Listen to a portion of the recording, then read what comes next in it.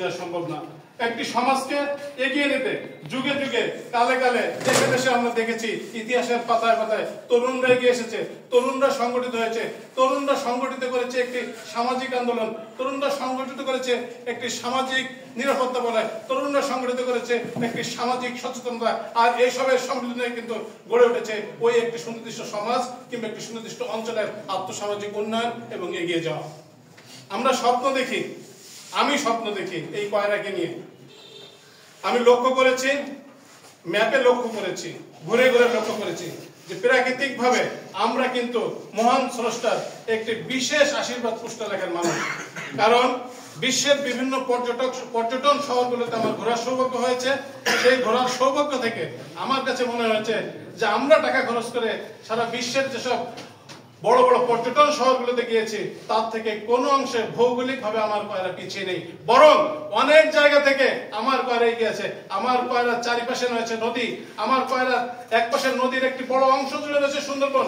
এটাকে যদি আমরা পরিকল্পিতভাবে একটি পর্যটন নগর হিসাবে করতে পারি তাহলে আমি বিশ্বাস করি একদিন শুধু বাংলাদেশি পর্যটকরা নয়, সারা পৃথিবীর পর্যটকদের আকর্ষণের কেন্দ্রবিন্দু থাকবে আমার কয়রা। এবং সেই আমার কয়রাকে ব্র্যান্ডিং করতে হলে আজকে যারা এখানে তরুণ সমাজ আছে, আজকের যে সংগঠনগুলো এখানে তরুণদের নিয়ে কাজ করছে, সামাজিক সুরক্ষা নিয়ে কাজ করছে, সামাজিক নিরাপত্তা নিয়ে কাজ করছে, অসহায় গরিব মেহনতি মানুষের কল্যাণে কাজ করছে, প্রতিবন্ধী মানুষের কল্যাণে কাজ করছে, রোগীর চিকিৎসা সহযোগিতা করছে, তাদের সবার সম্মিলিত প্রয়াস এবং প্রচারণার প্রেক্ষাপটে কিন্তু একটি তরুণের স্বপ্নের করা কয়রা, যে কয়রা হবে একটি আধুনিক কয়রা, একটি স্মার্ট কয়রা, একটি সারা বিশ্বের আকর্ষণ করা কয়রা, সেটা নিঃসন্দেহে আমি মনে করি আমরা যদি সবাই সম্মিলিতভাবে যার যার জায়গা থেকে কাজ করে যাই তাহলে সেটা অবশ্যই সম্ভব।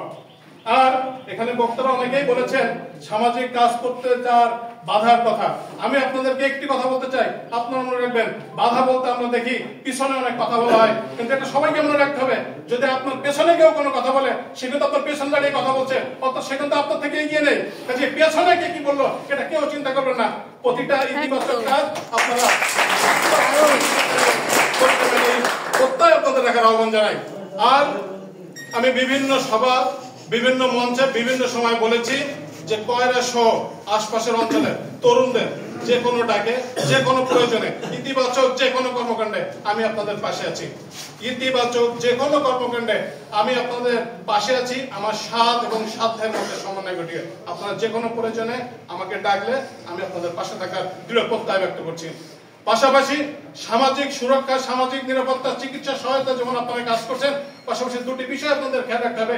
একটি মাদক মুক্ত কয়রা বিনির্মাণের জন্য আপনাদের কাজ করতে হবে এবং জঙ্গিবাদ মুক্ত কয়রা বিনির্মাণের জন্য আপনাদের কাজ করতে হবে। এই দুটি বিষয় আপনারা যারা সংগঠনগুলো পরিচালনা করছেন আপনারা ইতিবাচক দৃষ্টিভঙ্গি নিয়ে এই দুটি বিষয় আপনারা কাজ করবেন এই প্রত্যাশা আমি রাখি।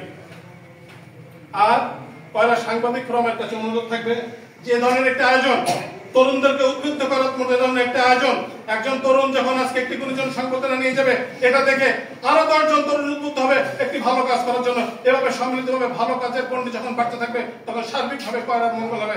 তাই কয়রা সাংবাদিক ফোরামের কাছে আমার অনুরোধ, আমি উপস্থিত থাকতে পারি কিংবা না পারি, প্রতি বছর আপনারা যখন আয়োজন করবেন আপনারা আমাকে যেভাবে সহযোগিতা করবেন।